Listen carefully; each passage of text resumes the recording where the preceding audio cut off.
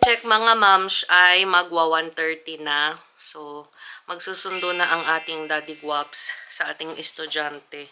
Kasi labas ng popo ay 2 ng hapon. So, ito na, natuluyan na mamshi ang ating sipon. Lumabas na siya. Tsaka masama na naman yung pakiramdam ko. Hindi ko alam kung napapansin nyo siya sa boses ko. Pero yun nga, nag-start na akong magluha-luha dito sa mata ko na to. Kasi dito yung barado, mamshis. So, ayun.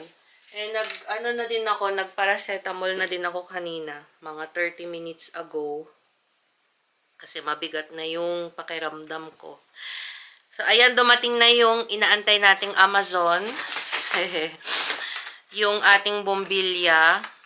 Tapos, yung belt. Kasi nga, mabigat na yung tiyan ko, mga mams. Kaya, nahihirapan na akong maglakad. 'Di ba may ginagamit ako dati na yung pang baby carrier. Kaso, hassle siyang ilagay. Mahirap siyang ilagay, mamsi. Lalo na kapag mag-isa ko lang. Kailangan mo ng kasama na maglalagay doon. Kaya sabi ko, bili na lang ako sa Amazon. Since naka Black Friday ngayon ng Amazon. Kaya naman sale ko siya na nabili. So, pakita ko sa inyo yung mga pinamili nating Black Friday natin sa Amazon, mga mamshi. Una nga yung belt. Tapos, may isa pang dumating kaninang morning. Ikakabit ng daddy guaps natin mamaya. Yung lagayan ng shoes nila, Popo. Shoe rack ang tawag. Lagay ng shoes. So, ito yon, mamshi, yung ating belt. Ayan siya. Try natin siya. Kung makakatulong ba talaga siya sa tiyan. Ano ba ito? Nagme-merienda ang daddy guaps natin kasi manunundok siya. So, maglalakad daw siya. Hindi na siya magkukotse. Wala, ano ba to? Hindi ko alam to Ano to? Na-ignorante ako dito. Update ko ulit kayo sa tiyan ko, mga moms. Pang 33rd week ko na ngayon or 33 weeks ko na. Ayan, magta 34 weeks na ako actually. O, diba? Mataas pa din ba siya, mga moms? Hala, namula na dito kasi nangamot ako kanina, mamshi. Ang kati kasi, kaya kinamot ko siya. Ang laki ng tiyan natin, mga mamshi. Ang laki ng baby. Sabi ng doktor, malaki daw ang baby natin. Kaya, dahan-dahan niya ako sa pagkain. Ako, hindi naman ako masyadong nag-gain ng weight. Nasa 80 or 81 pa din ako. Actually, yan pa din yung weight ko nung last 3 weeks ago. So, ayun, hindi naman ako nag-gain ng weight. Ito lang talaga ang nag-gain ng weight. Yung tiyan ko, malaki daw. Ma-tiyan daw ako. Yun yung sinasabi ng mga tao kapag nakikita ako, mamshis. So, ayan siya, mga mams. Kaya ang bigat. So, kailangan talaga natin ng support para hindi manakit yung likod kasi yun talaga yung nahihirapan ako, yung paglalakad, mga mams. Kasi masakit dito, dito sa area na yan, yung sa may pelvic area. Kaya, napabili na tayo nito para matulungan niya tayo sa paglalakad. Pero hindi ko alam kung paano siya ikabit. Tama ba? Tama ba yung ginagawa ko? Check ko nga sa Amazon kung paano. Wait lang. Wait lang, mga mams, kasi alis na ang daddy guaps natin. Dala niya yung bike ni Popo. Ayan Kasi ang Popo ay nahihilig mag-bike lately. So pinadala niya sa daddy niya yung bike kapag susunduin daw siya today. Kaya ayan, magpa-park pa yung mga yan bago umuwi. Pa-park pa ba kayo? So mga 1 hour pa or 30 minutes. Okay, ingat.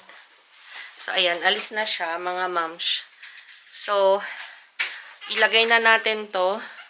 Nakita ko na kung paano siya ikabit, mga mamshi. Wait lang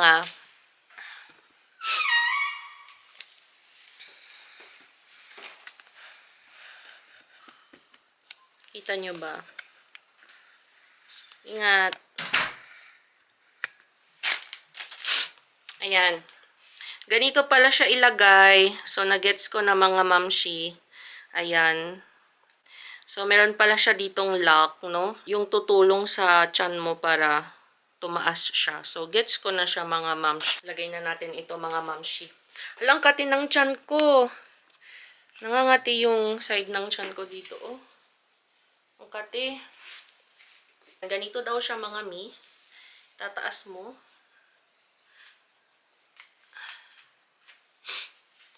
Kailangan palang naka-bold kapag ilalagay ito. Kasi pag nakadamit, ang hirap. Actually, pwede mo naman siyang ipatong sa damit mo. Yan. Tapos, papahigpitan mo siya dito. Para mas tumaas pa siya. Oh. Diba? Ay, may difference nga siya, mamshi. Gumaan yung pakiramdam. Oh. Ayan, guminhawa nga yung pakiramdam. Nabawasan yung pressure. Wait ha, taas ko pa. Pasikipan ko pa ng kaunti.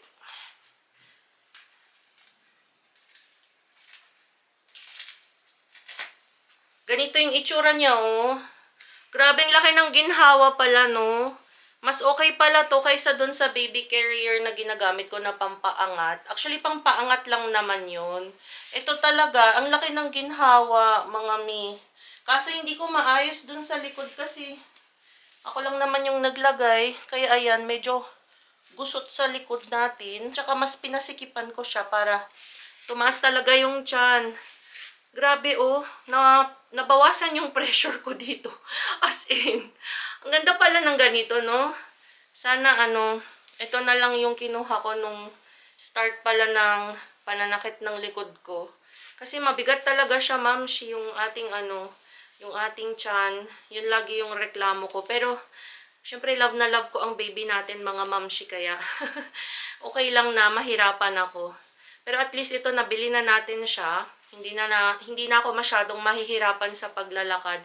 Kasi yung lakad ko, para daw akong penguin, sabi ni Kaiser. Kasi, ganito, oh. Ganun yung lakad ko, mamshi. Kasi, doon sa, dito sa pelvic area ay masakit. Kaya ganun yung lakad ko, mga mamshi. Yung para bang naggaganunan. Tapos, since nandun yung pressure, so mas masakit. Ayun, ito, okay siya, mga mi. Ayun, sa mga nagsasuffer tulad ko sa 3rd trimester, lalo na sa bigat ng tiyan or inyong baby, super recommended ko siya, mga moms. 10/10. Actually, 11/10. Ayun. O, diba? Pwede mo siyang pasikipan kung gusto mo pa siyang pasikipan. Ito yung actually na magpapaangat doon sa baby mo, oh, or sa tummy mo. Itong na to. Itong dalawang belt na to, na velcro bang tawag dyan? Ayan. Oh, ang ganda. Hala, ginhawa tayo, mamshi. Diba tumaas siya yung tiyan natin? Hindi katulad kanina palubog. Oh, diba? So, ayan mga mi. Medyo okay na. Hindi na ako masyadong nabibigatan sa tiyan. Tapos, ito naman yung isa na pinili natin na chandelier. Isa pa lang yung binili ko para i-check natin kasi natatandaan nyo yung sa Shein, mga mamshi. Diba, bumili ako ng 2. Tapos, in the end, hindi din naman pala siya okay. So, try ko muna yung isa. Tapos, kung okay siya, so, bibili na lang tayo ulit since Black Friday pa naman. Actually, 20 euros ito or parang, hindi ko alam kung 20 or 19 euros. Hindi ko na sure. So, ayun, ipapakabit ko ito mamaya kay Daddy Guaps. Tapos, yung sinasabi ko sa inyong shurak naman ay bigay ng mama ko or regalo niya sa akin nung baby shower. So, yan yung shurak ng dalawa, si Popo, or magiging shurak nung dalawa, si Popo at saka ng ating baby boy. So, ilalagay ko siya dito sa hallway natin. Grabe ang laking tulong nung nung belt. Na nararamdaman ko na tumaas talaga yung tiyan ko. Tsaka medyo kumunti yung pressure doon sa aking fem-fem. Doon kasi talaga masakit yung mamshi, yung nararamdaman ba.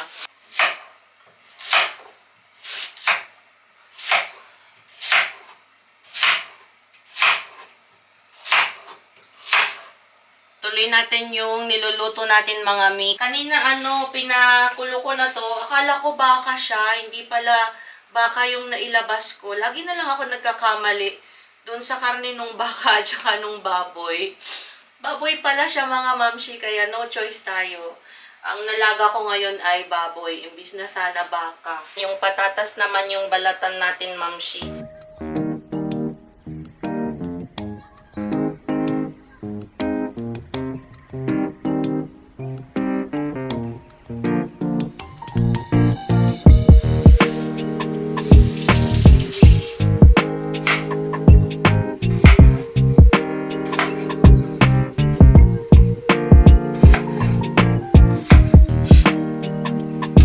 Yung tira natin na Judias Verde nung nakaraan mga moms. Na pangatlong natin to, kain. Kasi madami din yon yung isang ganitong bundle. So ayan, pang last na nakain natin to.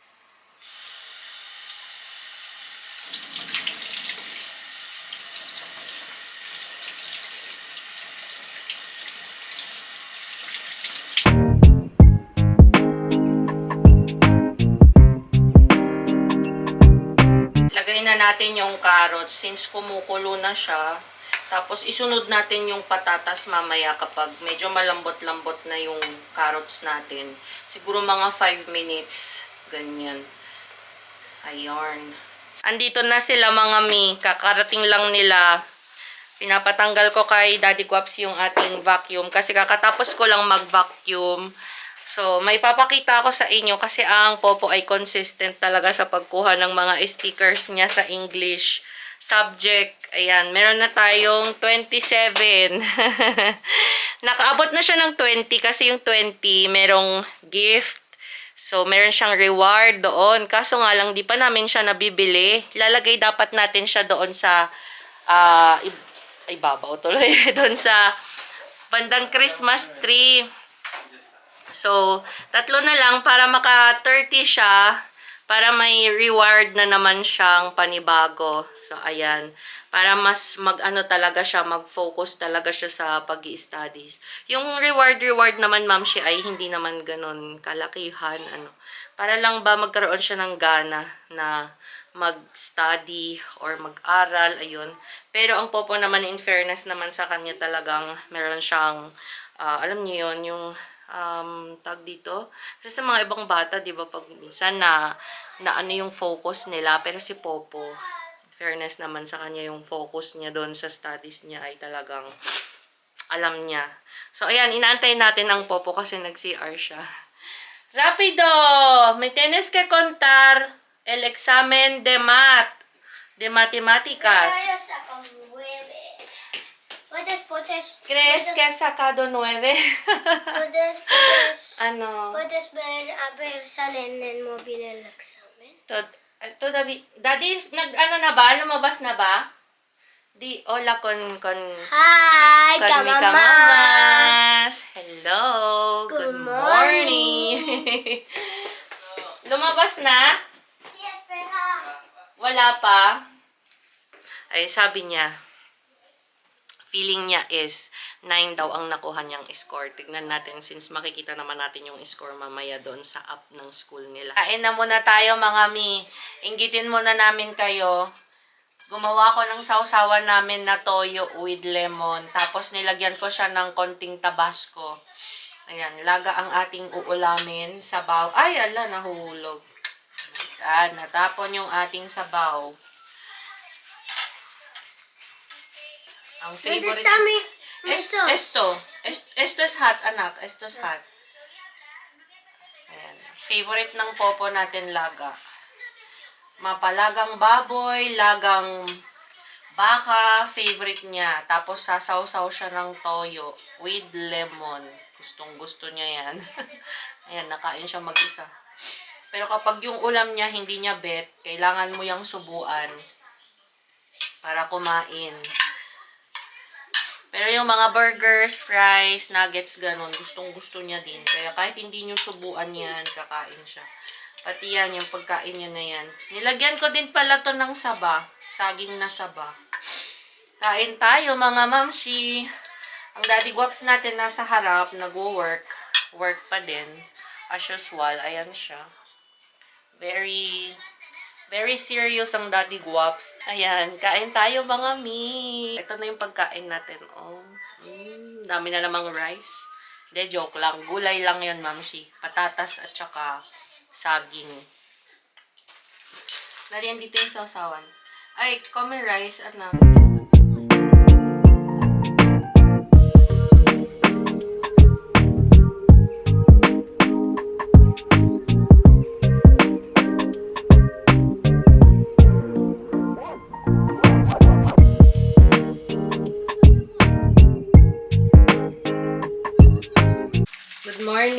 Good morning. Good morning tuloy.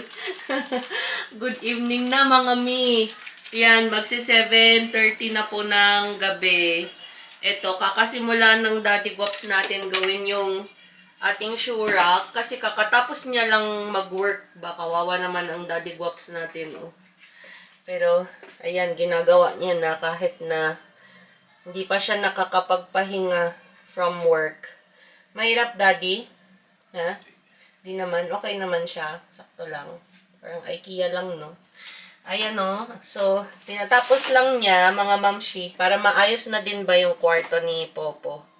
So, kulang na lang ay yung kanyang extra na cabinets na ilalagay doon. So, maglalagay tayo doon ng mga cabinets, mga mamshi. Ako naman, mga mi, kakagising ko lang, mga 15 minutes ago. Nagpahinga ulit ako kasi ang sakit ng ang sama ng pakiramdam ko. Ang sakit ng ulo ko. Tapos, barado nga yung ilong ko, mga mamshi, no? Tapos, dito sa area ng ulo ko na to, ang sakit-sakit. Feeling ko migraine siya. Yung parang nakalutang ako ba? So, ayun. Kaya, tinulog ko siya, mga mamshi. Or siguro dahil na din sa mata. Kasi malabo na yung mata ko, mamshi. Ayan, tapos na yung... Ay, pinapainit kong croissant. So, nagluluto tayo ng Shanghai, mga mi. Para ulam ni Popo ngayong gabi. Tapos, magsasabaw siya nung nilaga natin kaninang tanghali. Ako naman, kumain ako ng prutas. Nag-persimmon ako kanina, mga mams. Tapos, kakain lang ako ng tinapay ngayon as my dinner. Tapos, magkakape. Yun. Mamaya na ang daddy guaps. Gawan ko siya mamaya ng food kasi hindi pa siya tapos. Lumalaban ang ating mantika. Ay, ano ba yan?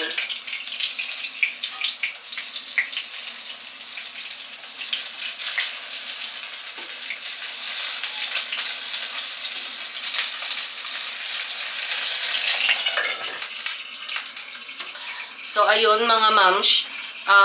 Unti-unti na namin na tinatapos yung mga kulang namin dito sa bahay.